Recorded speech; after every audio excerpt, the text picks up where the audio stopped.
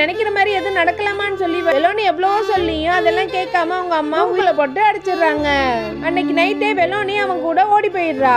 இப்ப அவன் கிட்ட நான் இனிமே வீட்டுக்கே போகல, நான் உன் கூடவே இருந்துடுறேன்னு சொல்லி சொல்றா. இப்ப வெலோனியோட அம்மாவும் போலீஸ்ல கம்ப்ளைண்ட்டும் கொடுக்குறாங்க. அன்னைக்கு நைட்டு இவங்க 2 பேரும் ஒன்னதான் இருக்காங்க. மறுநாள் காலையில எழுந்து பார்த்தா அவன் மட்டும் இருக்க மாட்டான். இவளும் எழுந்து எல்லா இடத்துலயும் தேடி பாப்பா. இப்ப அந்த வீட்டுல ஒரு லேடி மட்டும் சமையல் கட்டுல இருக்காங்க. அவங்க கிட்ட போயிட்டு இப்ப அந்த ஆள் எங்க போயிருக்கான்னு சொல்லி கேட்கவும் அது எனக்கு தெரியாதுன்னு சொல்லி சொல்றாங்க. அப்போ எப்ப வருவாங்கன்னு சொல்லி கேட்கவும் அதுவும் தெரியாதுன்னு சொல்லி சொல்றாங்க.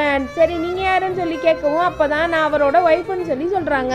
இப்ப இவளும் அழுதுகிட்டே போனை வாங்கி அவனுக்கு கால் பண்றா. அவனும் எனக்கு பிடிச்சிருந்தா நான் தூக்கிட்டு வருவேன், ஆனா நீயே வந்ததால நான் அதை அக்செப்ட் பண்ணிட்டேன், உனக்கு பிடிச்சிருந்தா இரு இல்லனா போயிடுன்னு சொல்லி கட் பண்ணிடுறான். இப்ப இவளும் கத்திட்டு போனை கட் பண்ணிடுறா. இப்ப அங்க வந்து அவனோட ஒய்ஃப் அழாதீங்க நான் வேணா உங்களுக்கு பஸ் ஏத்தி விடட்டுமான்னு சொல்லி கேட்கவும் இப்ப வெலோனியும் சரின்னு சொல்லிடுறா. இப்ப வீட்டுக்கு வந்ததும் வெலோனிய பிடிச்சி பயங்கரமா திட்டுறாங்க. இப்ப விக்னேஷ் கிட்டையும் நான் எல்லாத்தையும் சொல்லிட்டேன், உன்னை நான் அவனுக்கு தான் கல்யாணம் பண்ணி வைக்க போறேன்னு சொல்லி சொல்றாங்க. இதுக்கப்புறம் வெலோனி டெய்லியும் அவனுக்கு கால் பண்ணி என்ன கல்யாணம் பண்ணிக்கன்னு சொல்லி கெஞ்சுறா. ஆனா அவனும் எந்த ரெஸ்பான்ஸும் பண்ண மாட்டேங்கிறான். இப்ப வெலோனிக்கு கோவம் வரவும் நீ என்ன ஏத்துக்கலன்னா நான் உன் பேரை எழுதி வச்சுட்டு நான் சூசைட் பண்ணிக்குவேன்னு சொல்லி மிரட்டுறா.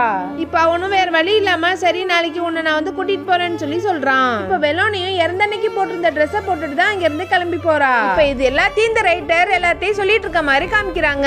இப்ப இந்த ரைட்டர் கிட்ட நீங்க ஏன் அவனோட பேரை மென்ஷன் பண்ணவே இல்லைன்னு சொல்லி கேட்கவும் ஏன்னா நான் உண்மையை எழுதணும்னு நினைச்சேன், நிஜமாவே எனக்கு அவன் பேர் தெரியாது, இதெல்லாம் எனக்கு வெலோனி சொல்லி தான் தெரியும்னு சொல்லி சொல்றாரு. இப்ப அங்க வந்து எஸ்ஐயும் நீங்க எழுதுனது உண்மையா இல்ல கற்பனையா, உண்மையா இருந்தா அந்த ஆளோட அடையாளத்தை சொல்லுங்க, இல்ல உங்களோட முதல் 2 புக்கு சரியா போகல, இல்ல வெலோனி பேரை வச்சு பப்ளிசிட்டிக்காக இப்படி பண்றீங்களான்னு சொல்லி எல்லாரும் முன்னாடியும் கேக்குறாரு. இப்ப எந்த பதிலும் சொல்லாம இந்த ரைட்டர் அங்க இருந்து கிளம்பிடுறாரு. இதுக்கப்புறம் என்ன நடந்ததுன்னு தெரிஞ்சுக்க நம்ம சேனல்ல மறக்காம சப்ஸ்கிரைப் பண்ணிக்கோங்க.